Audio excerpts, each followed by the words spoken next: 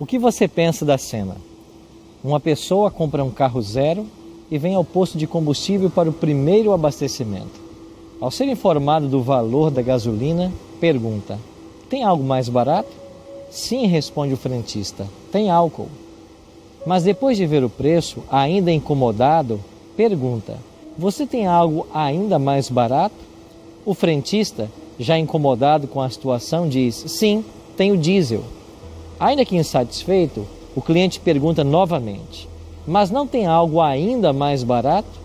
O frentista, já sem paciência, diz: sim, tenho água.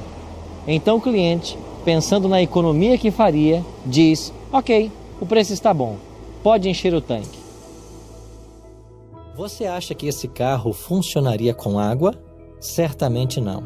Não é isso que o manual do proprietário indica.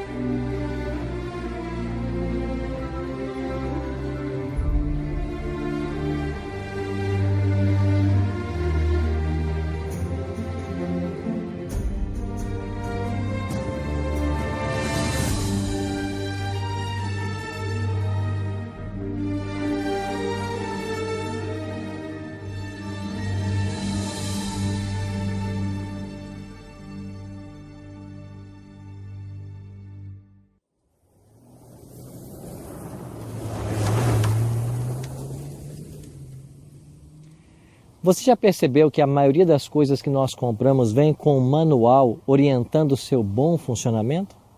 Com o ser humano não é diferente. Quando saímos das mãos de Deus, nós viemos com um manual. A Bíblia Sagrada é o guia de Deus para a humanidade. Se queremos vida plena e feliz, só podemos obter através do conhecimento desse livro.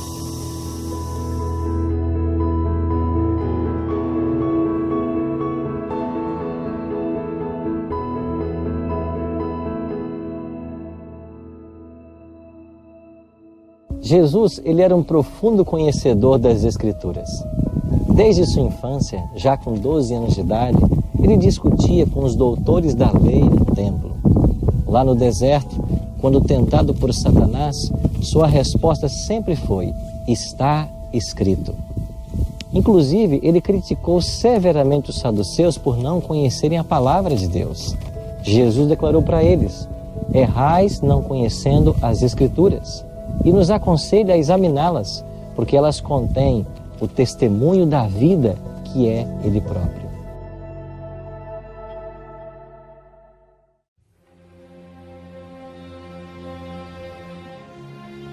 É lógico que nos dias de Jesus, nós não tínhamos o Novo Testamento.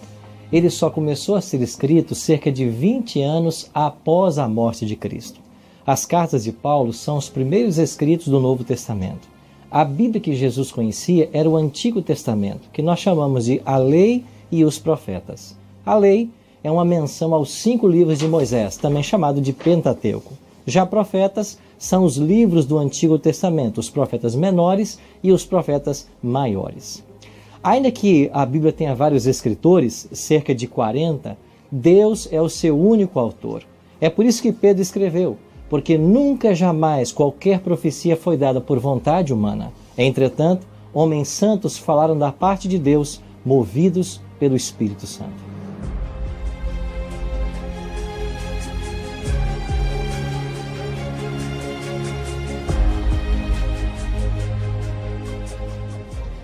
A Bíblia é um livro antigo. Ela não pode ser comparada a nenhum outro livro conhecido. Ela foi produzida num período superior a 1500 anos e, de uma forma miraculosa, ela chega até os nossos dias. O Espírito Santo, seu autor, não só assistiu à produção, como também à preservação do texto sagrado. E aqui, nesse local, às margens do Mar Morto e diante das colinas do Qumran, foram achados os manuscritos do Mar Morto. Eram cópias de vários documentos de natureza secular, mas também de livros do Antigo Testamento. Eles foram preservados pelos essênios. Este povo habitou esta região entre os anos 185 a.C. até 68 depois de Cristo. Eram pessoas desiludidas com a vida que levava a sociedade e então retiraram-se para o deserto a fim de viverem em mosteiros e se dedicarem aos estudos dos livros sagrados e à oração. Quando perceberam que os romanos vinham atacar Jerusalém, que estava a 20 quilômetros daqui, eles então esconderam seus pertences nessas cavernas, na intenção de recuperá-los quando o perigo tivesse passado. E foi assim que eles nos legaram os preciosos manuscritos do Antigo Testamento. Os manuscritos do Mar Morto são, de longe, a versão mais antiga do texto hebraico e, atualmente, estão guardados no Santuário do Livro, no Museu de Israel, em Jerusalém.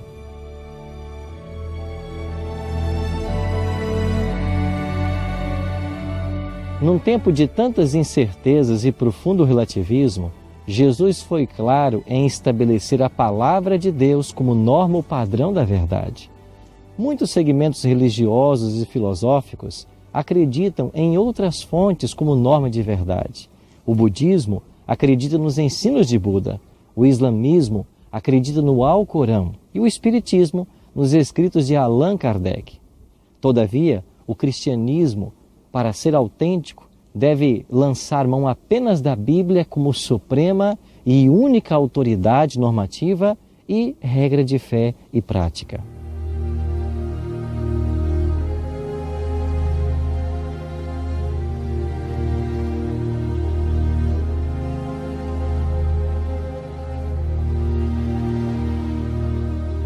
O apóstolo Paulo, o homem que mais escreveu no Novo Testamento, dedicou 2 cartas ao jovem pastor Timóteo.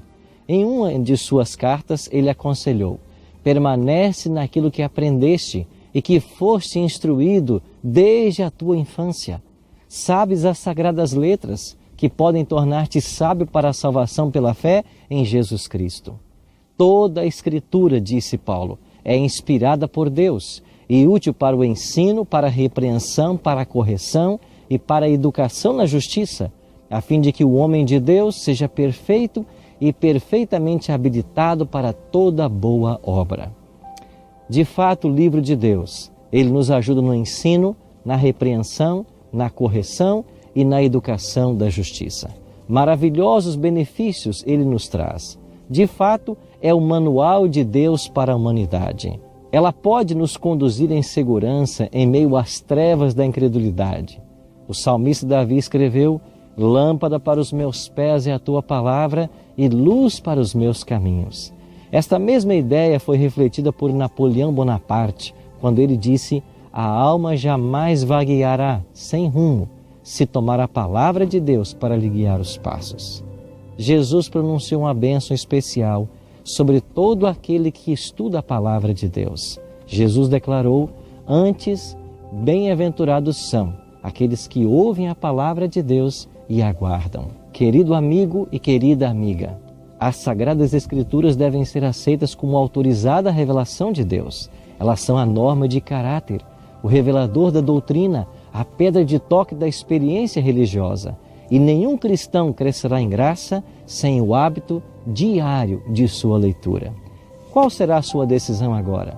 Você crê que a Bíblia é a inspirada palavra de Deus e deseja aceitá-la como única regra de fé e prática? Se esse é o seu desejo, quero orar com você agora. Pai Santo, que a tua bênção esteja sobre todos nós e que façamos desse livro o manual para a nossa vida. Abençoe-nos a todos. Oramos em nome de Jesus. Amém.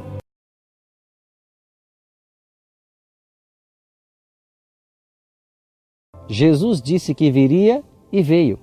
Ele disse que morreria e morreu. Ele disse que ressuscitaria e ressuscitou. Ele disse que vai voltar. Espere-o.